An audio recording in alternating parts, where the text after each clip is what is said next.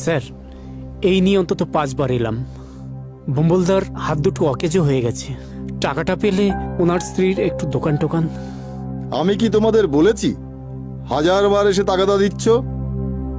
আচ্ছা বেহায়া লোক তো তোমরা, এমন ভাবে এসে বলছো যেন নিজের গচ্ছিত টাকা নিতে এসেছো।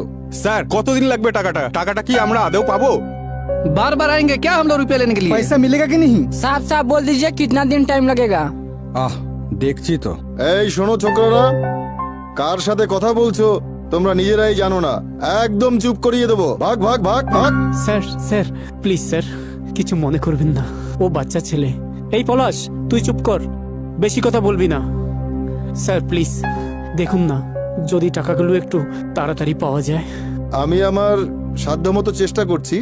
অনুদানের টাকা পেতে অনেক নিয়ম কানুন আছে, তোমরা এসব বুঝবে না। এত অস্থির হলে চলবে না। গভর্নমেন্টের ব্যাপার স্যাপার অনেক হিসেব নিকেশ আছে। আমাদের হয়েছে জ্বালা। পলিটিক্সে এসে ভাবলাম একটু জনসেবা করব, কিন্তু এ তো দেখছি জনরোষের কবলে পড়ে গেছি। সাধে বলে লোকের ভালো করতে নাই। ডোন্ট মাইন্ড স্যার, আপনি দেখুন যদি একটু তাড়াতাড়ি করা যায়।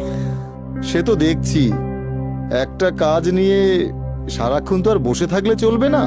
আপনারা আসুন, আমাকে আবার বেরোতে হবে। আসি তাহলে।